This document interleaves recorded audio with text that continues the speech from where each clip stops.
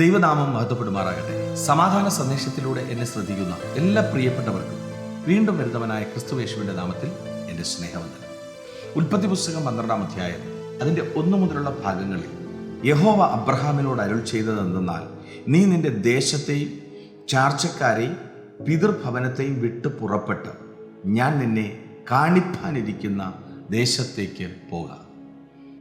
കൽദേരുടെ പട്ടണമായ ഊരിലിരുന്ന വിഗ്രഹങ്ങളെ ഉണ്ടാക്കി വിഗ്രഹങ്ങളെ വിറ്റ് വിഗ്രഹങ്ങളിലൂടെ സഞ്ചരിച്ചിരുന്ന അബ്രഹാമിൻ്റെ അടുക്കലേക്ക് ദൈവം ഇറങ്ങി വന്നിട്ട് പറയുകയാണ്, അബ്രഹാമേ, ഞാൻ നിന്നെ കാണിപ്പാൻ ഒരു ദേശമുണ്ട്, അവിടേക്ക് എന്ത് ചെയ്യണം?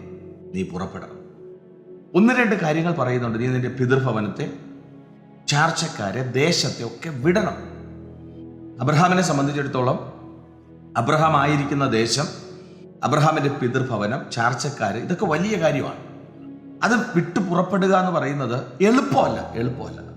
ദൈവം പറഞ്ഞൊരു കാര്യം ഇച്ചിരി പ്രയാസമുള്ളതാണ്. പക്ഷെ ദൈവമാണ് അബ്രഹാമിനോട് പറഞ്ഞത്, അബ്രഹാമേ, ഇതൊക്കെ വിട്ട് പുറപ്പെടണം. അടുത്തൊരു കാര്യം പറയുന്നത്, ദേശം ഏതെന്ന് പറയുന്നില്ല, ഞാൻ നിന്നെ കാണിക്കാം, അവിടോട്ട് പോകണം.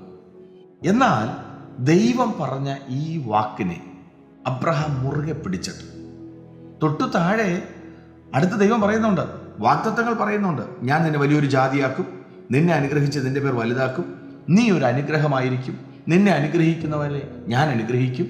ഇങ്ങനെ ഒത്തിരി പ്രോമിസ് ദൈവം അബ്രഹാമിനോട് പറയുന്നുണ്ട്.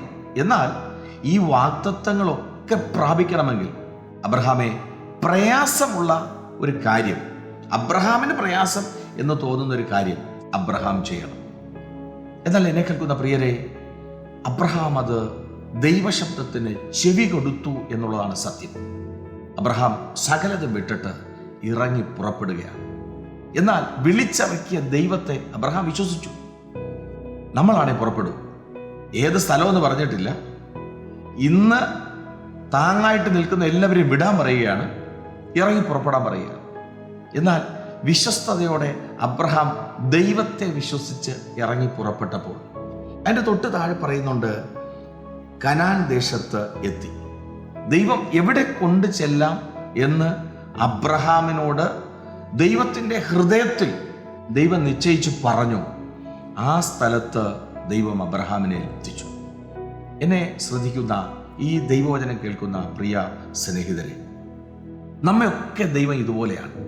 ദൈവത്തിന് ചിലത് നമ്മളോട് പറയാനുണ്ട്, ചില സ്ഥലത്തേക്ക് നമ്മെ കൊണ്ടുപോകാനുണ്ട്.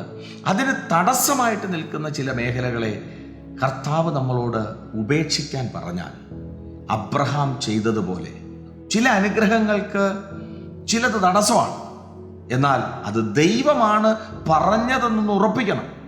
മനുഷ്യൻ്റെ ശബ്ദം കേട്ടിട്ട്, മനുഷ്യൻ്റെ വാക്ക് കേട്ടിട്ട് ചിലരൊക്കെ ഇറങ്ങി പുറപ്പെട്ടിട്ടുണ്ട്. എന്നിട്ട് ഒരു സ്ഥലത്ത് വന്ന് നിന്നിട്ട് ദൈവത്തെയും കുറ്റം പറഞ്ഞ് മനുഷ്യനെയും കുറ്റം പറഞ്ഞ് വല്ലാതായി സഞ്ചരിക്കുന്ന ഒത്തിരി പേരെ കാണാൻ പറ്റും. പ്രിയരെ, അങ്ങനെയല്ല. ദൈവശബ്ദം കേട്ടിട്ട് ദൈവം പറഞ്ഞ് എന്ന് ഉറപ്പിച്ചിട്ട് ഇറങ്ങി പുറപ്പെടാൻ ഞാനും നിങ്ങളും റെഡിയാണെങ്കിൽ, വചനം പറഞ്ഞതുപോലെ അബ്രഹാമിനെ കനാനിൽ എത്തിച്ചതുപോലെ, പ്രിയരെ, നമ്മയും ദൈവം എത്തിക്കാൻ ശക്തനാണ്. ഉറപ്പോടെ വിശ്വസിച്ച് ദൈവസന്നിധിയിൽ സഞ്ചരിപ്പാൻ ദൈവം കൃപ ചെയ്യട്ടെ. വിശ്വസിക്കുക, പ്രാർത്ഥിക്കുക. ദൈവം വിശ്വസ്തൻ. God bless U.